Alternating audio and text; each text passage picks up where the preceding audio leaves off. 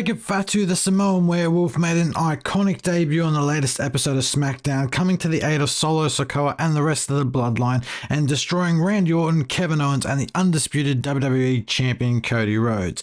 With such a debut, here's why I believe Jacob Fatu will be WWE's next big thing. But before we get into that, guys, if you are new to the channel, what's going on? I'm Ketch. Hope you are doing well. And if you enjoyed this video, please don't be afraid to throw it a like, a share, and a subscribe on it, as I'm really trying to help this channel grow, and I'm trying to get to 1,000 subscribers as soon as possible, so any support and love will be awesome. But without further ado, let's get straight into it. Fatu made his shocking debut, coming into the aid of Solo Sikoa and the Bloodline at the end of Cody Rhodes vs Solo Sikoa, a main event which had been set from the opening segment of Friday Night SmackDown, in which Cody Rhodes had come to the aid of CM Punk, who was in his hometown, I should say, of Chicago. And he came to CM Punk's aid, stopping the Bloodline from attacking him and then setting up this match for the main event of SmackDown. And this is where Jacob Fatu made his massive Tongans, Tama Tonga and Tonga Loa, seem a bit uneasy and a bit on edge with Jacob Fatu's debut. So I'm really interested to see where the direction goes with this new Bloodline. I really think Jacob Fatu really might be the next big thing, not so much within the Bloodline, but in WWE as a whole. Now, many years ago, WWE had the original next big thing in the Beast Incarnate, Brock Lesnar. Back then, Lesnar, quite young lad, was in the employ of Paul Heyman. Ironic how Heyman's involved in the Bloodline story, and we've got potentially the next big thing in Jacob Fatu when Heyman was the manager of Brock Lesnar the original time he was quoted the next big thing by WWE hierarchy back then. But I do see a lot of similarities between Jacob Fatu and OG Brock Lesnar from 2003. They're both massive, they're both big, they're both tattooed, they're both badasses. The only difference is one's Samoan and Brock Lesnar is obviously not Samoan.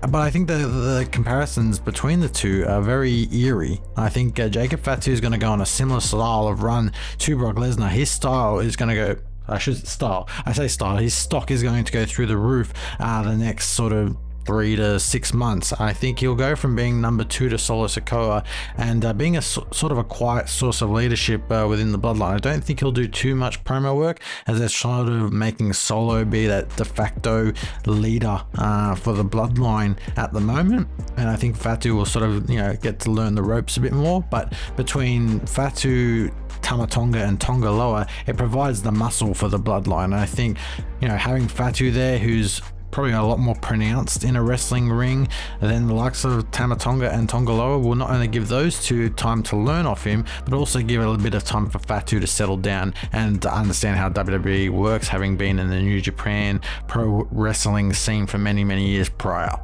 Unfortunately, brings me to my next point in how the tribal chief Roman Reigns will react to Jacob Fatu being added to the Bloodline. Now, since Roman Reigns has been gone since WrestleMania 40, Solo Sikoa has become the de facto tribal chief, head of the table, leader of the Bloodline, and he's added the likes of Tama Tonga, Tonga Loa, and now Jacob Fatu to the group, and he's distanced himself from Paul Heyman as well. And it's got me to thinking, how will Roman Reigns react to the fact that the Bloodline is not what he once knew it as? And I think this is going to a Roman versus Solo feud at some point down the line, potentially Survivor Series, with the addition of The Rock as well. I think it'll be OG Bloodline versus new Bloodline, sort of like a fight for power, I guess is probably the right way to put it.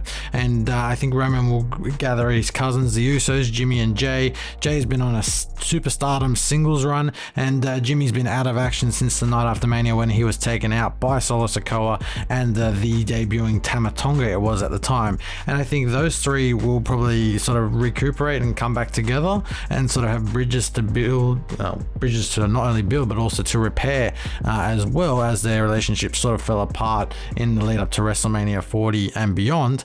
But they'll also probably need another member or two to add to the group. And there's been a sort of rumor mill flying around that they might add Sami Zayn and potentially Cody Rhodes to the OG Bloodline, quote unquote, I guess this is sort of like the enemy of my enemy is my friend sort of thing, where both Cody and Roman might have a common enemy in Solo Sikoa and this new Bloodline causing havoc.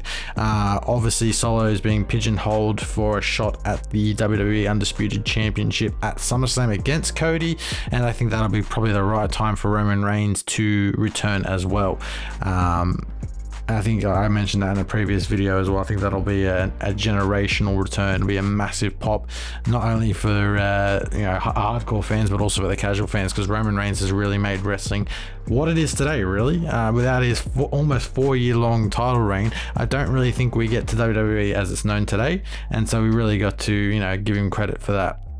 But that's not to take away from the fact that Jacob Fatu is probably going to go on a next generational run, and is probably WWE's next greatest big thing at the moment, to sort of steal the tagline from Brock Lesnar there a little bit. But that has been the end of this video, guys. I hope you have enjoyed. What do you think of Jacob Fatu's debut? Did you think it was great? Did you think it was not great? Whatever, just let me know in the comments down below, and I love reading them. You guys always give me such insightful comments and fantastic support. Please don't forget to like, share, and subscribe, as it really helps the channel grow, and I'll see you with another video very soon. Have a good one, guys. See ya. Bye.